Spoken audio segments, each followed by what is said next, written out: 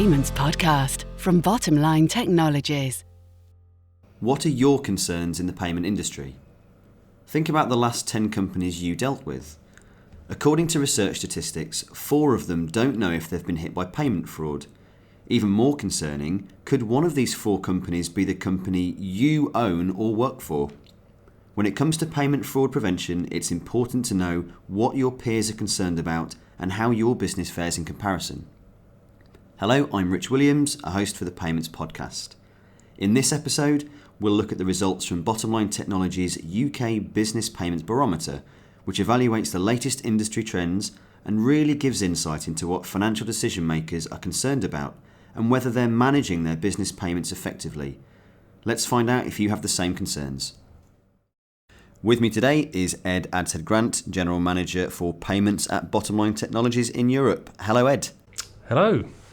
So I mentioned earlier on in the introduction how not being in the know could impact the way in which a business manages its payments, especially given the many changes in the payment landscape at the moment.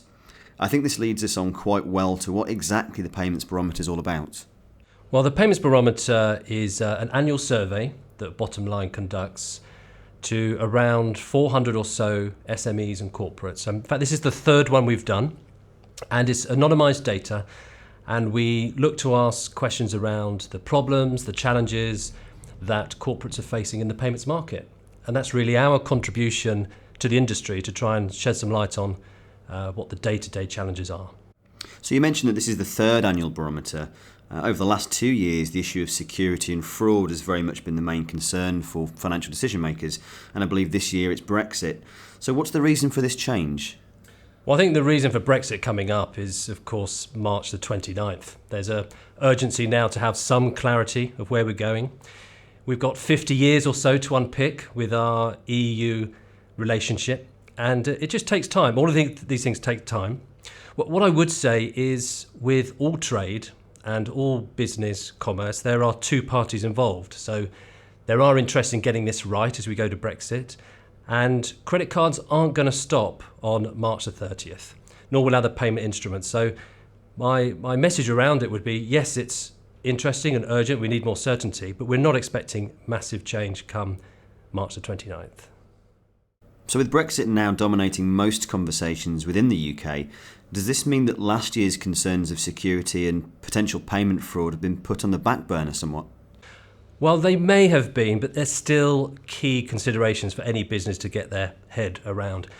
In fact, the data this year, because it is our third annual barometer, we could see a trend line, and we've had a 169% increase in one of the concerns, and that concern was around internal fraud. That's a pretty big number, and one that a lot of our customers are getting their heads around. So I don't think a month goes past now without some breach in security or a fraud. In fact, even this week we've had MoneyGram hit with a $125 million hit for their fraudulent money transfer actions inside their business. We had a high street bank with 1% of online accounts breached last month, and who knows what it will be tomorrow. So these are big concerns. They're very concurrent with the Brexit piece of information that came through on the survey. And one I think that will become, if I was to make a prediction, all the more important, because what we are seeing is a push by the banks onto the corporates to make sure they have proper systems in place. They take care of their sanctions, they take care of their prevention of fraud, and just knowing where their payments are going in a busy day. So what are the average losses that these businesses, corporates, banks are actually seeing? So this is always a difficult one to nail because a lot of people don't actually declare what's happening inside the business, which is why the data is very anonymous on our barometer. But our data has pulled through a figure of £50,000 as the most common number on a fraudulent attack. And interestingly, when you look at those that did suffer a fraudulent attack, 1/3 of them were able to get the majority of funds back. Or expressed differently, 2/3 only got some money back, certainly less than 50%. So there's a lot of pain in the number when it does happen. It's definitely a space where you want to prevent rather than cure something happening. And certainly technology has a role to play there to try and put you in a good place to make sure these kind of average losses of £50,000 don't happen to your own business. The starting gun has been fired on the regulations which are set to alter the UK and Europe's payment landscape. Of course, I'm talking about open banking and PSD2. Now, are we ready for the world of change that they're set to bring? Well, ready is an interesting word. It's interesting for a number of reasons. This is, I think, the biggest change in a generation to our banking and our payments world. So open banking, which started in the UK in January, is here and starting to grow. And next year, more towards September, PSD2, which is the European version, will be accelerating. What is it all about? This is about a number of things. Now the internet's fully here. We've got this thing called the API economy, where everyone lives through the glass and you tap the button and you expect real-time information to pop up on the screen. Well, that is coming to payments through open banking. There's been a decision that you will own your data, whether it's personal data as a consumer or a business, and you should have access to that data under secure conditions with the right permissions and tokens and encryption. But you should be able to bring all of that data to the glass where you're working on the web. So we'll see a number of things. I think you'll see things like aggregation services. That's how it will show up initially. So as a business, you'll see a lot more data on your screen through some of the technology solutions under open banking. So for example, you can see where your cash is banked across multiple banks on one screen.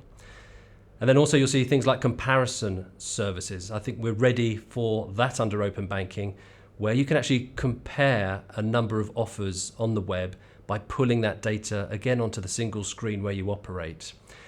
And at the weekend I was talking about this with a friend actually, and they were telling me they're in banking that 90% of SMEs never go outside their principal bank for a loan. They literally go with the first choice. And so I think things like comparison services will show up very quickly, and I think the market's ready to introduce that kind of competition for corporates. So apart from open banking or PSD2, what else are we likely to see? Well, there's a bunch more things happening. The one I would highlight, I think, especially for UK corporates, is the new payments architecture. It's another three-letter acronym, NPA, and this is all about UK PLC competing globally with their payments technology and their payments operations. So what has happened is we've pulled together certain bodies like BACS and the check processing business, and also faster payments that we might know and enjoy in the background, all under one new governing body, and we're refreshing the technology around it. So how will that show up? Well, there'll be some new services. Again, the technical acronyms will arrive, like request to pay and confirmation of payee, which won't be so important to the corporate to know as an acronym, but they'll enjoy being able to use it. So something like request to pay actually allows corporates to push out a request for their subscriber or their customer to pay. So it's almost like the reverse of a direct debit. And the customer will hit the button, say, yes, you've requested to pay, I'm happy to pay, and that gets pushed back to you. And confirmation of payee will just reduce some of the fraud loops that can happen in the payment industry, so you can be absolutely sure your payments are confirmed to be going to the right place.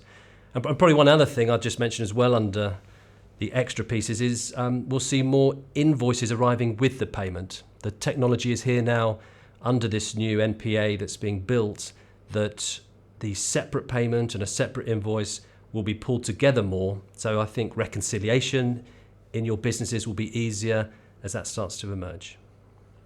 So for an organisation to keep abreast of all these upcoming changes, what would your recommendation be for them to stay as up to date as they can be? Joe, I would actually recommend that a company appoints a payment czar. That might sound a bit bizarre, but have someone in your department, in your company, actually read up about payments and be the go-to person for everything that's happening. And they can sign up to free newsletters, bulletins, of course the Barometer's there to be read. But they can follow up on what's happening, they can then model the impact, know about it, raise it in conversation inside your business, publicise the dates that are coming, and just be aware that there is the opportunity in all change to make things better. And certainly one of them is to look at where you can source the technology. We see a lot more outsourcing now with these changes, where you don't actually have to worry about the compliance changes that are coming in. You can literally source from one place and all of the technology will work moving forward, and the change programs will be much less frequent because you're relying on a third party to do it on your behalf, typically in the cloud, to use the trendy technical term. So I think moving back to the payments barometer for a moment, one of the most fascinating findings of this year's barometer for me was that companies actually admitted to making late payments to their suppliers in order to protect their own liquidity. Yeah, I would say that was disappointing, but perhaps not surprising. It's something that's been happening for many, many years. There are now definitely regulations in place with the late payments part of the value chain. And there's the technology in place. So if you've got the technology there, you've got the regulations in place, you'd think something would change. But the third element really is behavior, just human behavior on processing invoices and cash flow. Cash flow is still king in any SME. And that will take longer to change, even though the regs and tech are in place. So I think over time, probably the next phase will be a bit of a name and a shame chapter, which I think the regulations will put out onto the websites for the worst performers on payments. And then if I was to make a brave prediction, I think actually late payments will start to fall away over the next 5 years. I think payments will be visible, they'll be more trackable, more real time, and the secret sauce for successful business, I think, will be actually collaborating around payments and making sure that they are optimal and on time. So as we know, Duty to Report was created to provide transparency and promote a culture of better payment practices. So do we know what percentage of companies actually admitted to still paying suppliers late, and why are they doing so? Well, we do. At least from our small sample, we know that there is 38% of companies that confessed to late payments. And in fact, if you looked at the larger segment of company size, it was up to 44% of companies were holding payments back. And I think it comes back to cash flow and that just the customary habit of stretching out some of these supplier agreements. So I do think these fines will kick in. I think that will help. But right now, the numbers are still quite surprisingly high on these late payments. So the customary closing remarks that we always save till the end. I guess it's unsurprising that there's so much uncertainty around Brexit, and although security concerns aren't the main driver of change this year, they would have been if it wasn't for Brexit being there. So it's good to hear that organisations are still being responsive to the potential of security threats when it comes to their own payments. It is good they're being responsive. I have a friend with a T-shirt that I love that says on the front, "Change is great, you go first." And reality is changes are that much quicker, that's much more common in the payment landscape right now. We saw from the data that 45% are actively investing from this particular survey. And that's encouraging because the technology is there to help you compete. It's there to help you modernize your systems so you don't get caught out with all these changes. And when things do go wrong, it's expensive. It really is, whether it's reputation, whether it's fraudulent losses that we see. So probably the overall message is let's keep that responsiveness going and don't expect your systems today to be fit for tomorrow. Make sure you review those systems soon. That's a really interesting point to end on, and thanks so much for your time today, Ed. Thank you. So that's all we have time for today. If you'd like to read our Payments Barometer report in full, you can find it on our website, and we'll see you all next time.